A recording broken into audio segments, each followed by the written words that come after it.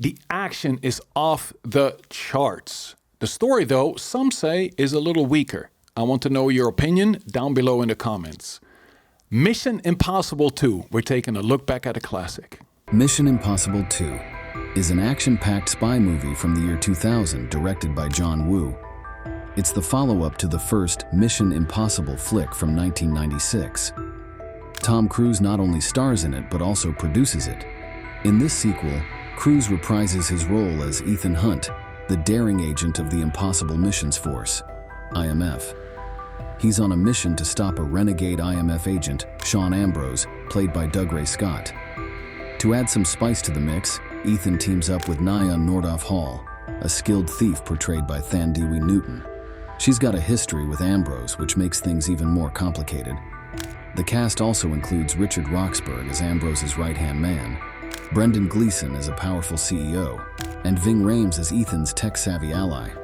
The story revolves around Ethan and Nyah trying to retrieve a deadly genetically modified disease from Ambrose's clutches. Along the way, there are plenty of twists, turns, and high-octane action sequences. The film is shot in various locations, giving it a globe-trotting feel. And keep an eye out for Anthony Hopkins in a surprise cameo as Mission Commander Swanbeck. Plot summary. When the movie starts, Ethan Hunt is on holiday. Still, his break is cut short when the IMF informs him that someone has stolen his identity to help Dr. Vladimir Nekrovich, a Russian molecular biologist working for Biosite Pharmaceuticals, enter the United States. Nekrovich, who was an old friend of Ethan's, was killed in a plane crash shortly after arriving.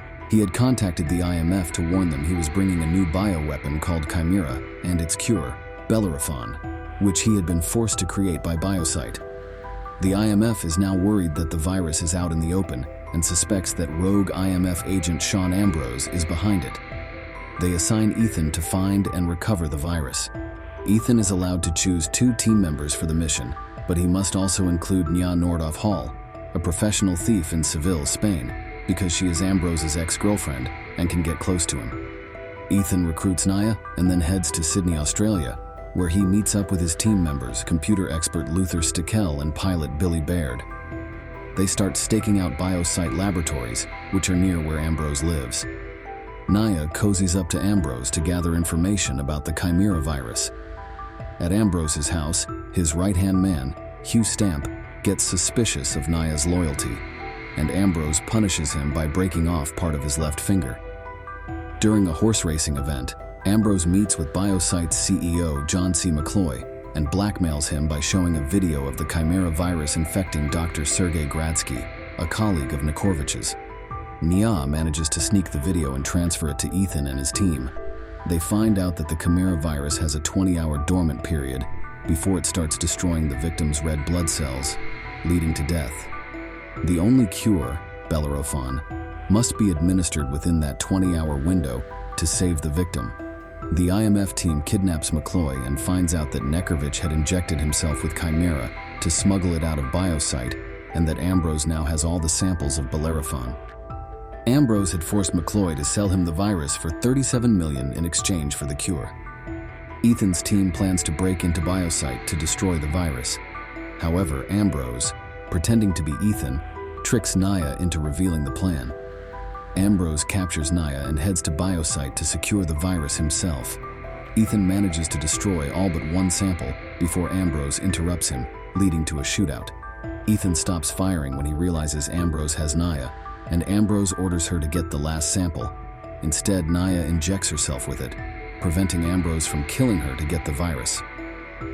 In the chaos, Ethan escapes while Ambrose's men and Biosite security fight. Now, Ethan has 20 hours to save Nyah before the virus takes over her body. Ambrose decides to let Nyah roam the streets of Sydney, hoping to start a Chimera pandemic in Australia. He forces McCloy to give him control of Biosite, planning to get rich when Biosite's stock skyrockets due to the demand for Bellerophon. Ethan's team finds and infiltrates Ambrose's meeting, stealing the Bellerophon samples and taking out many of Ambrose's men. Meanwhile, Luther and Billy find Nyah, who has wandered to a cliff planning to kill herself to stop the virus from spreading. As they bring Nyah to Ethan, he gets into a brutal fight with Ambrose. With the 20-hour countdown almost up, Ethan finally defeats and kills Ambrose, and Luther injects Nyah with Bellerophon just in time. The IMF cleared Nyah's criminal record, and Ethan was allowed to continue his vacation with her in Sydney. Mission Impossible 2 box office success.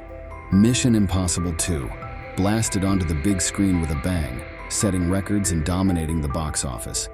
In the USA, it raked in $12.5 million on its opening day alone, snagging the title of the fourth highest grossing Wednesday opening ever, trailing only behind big names like Men in Black and Star Wars.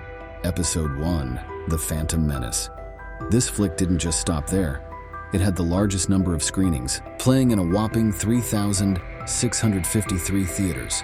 Its opening weekend numbers were jaw-dropping, crossing $57.8 million and nabbing the third highest grossing opening weekend spot at the time. It surpassed its predecessor and became Paramount's highest grossing opening weekend ever. Not to mention, it stole the crown for the biggest opening weekend for a spy film, snatching it away from Austin Powers, The Spy Who Shagged Me. Talk about a power move. Mixed reviews for Mission Impossible 2. Review 1. John Woo takes over, so you know it's going to be intense. But the plot, yeah, it's pretty basic. Ethan Hunt, played by Tom Cruise, is on a mission to stop a bad agent from getting his hands on a deadly virus. Ethan's not as serious this time. He's more cocky, but hey, he's got some impressive fighting skills now. If you want a smart spy thriller like the first one, this isn't it. But if you're up for a fun action movie with killer stunts, then this is your jam. Review 2. This Mission Impossible sequel is a roller coaster ride of action and laughs. Sure, it's got its ups and downs, but overall it's a blast. The action scenes are cool even if they sometimes border on ridiculousness. And Hans Zimmer's soundtrack? It's like it was made for this movie. Some shots and edits might seem a bit weird, but they don't ruin the fun. Drawing inspiration from movies like Gladiator, this one delivers a solid mix of action and humor. Review 3. I went into this movie expecting some easy entertainment, and that's exactly what I got. The action scenes are top-notch, thanks to John Woo's signature style. The villain, played by Dougray Scott, isn't all that menacing, and Thandiwe Newton's character feels a bit one-dimensional. Tom Cruise does his thing, but his character feels more like a James Bond copycat this time. Mission Impossible 2 remains a polarizing entry in the franchise, blending heart-pounding action with a somewhat simplified plot. While it may not offer the same depth as its predecessor, the film excels in delivering adrenaline-fueled excitement and memorable set pieces. With a stellar international performance and a record-breaking box office run, it solidified its status as a commercial powerhouse, cementing John Woo's directorial prowess and Tom Cruise's star appeal. Despite receiving mixed reviews, its legacy endures as a quintessential action thriller of the early 2000s, leaving an indelible mark on the spy genre landscape. Thanks for tuning in to today's movie recap. If you enjoyed this video, don't forget to hit the like button and ring the notification bell so you never miss our upcoming content. Stay tuned for more exciting movie recaps, and take care until next time. See you soon.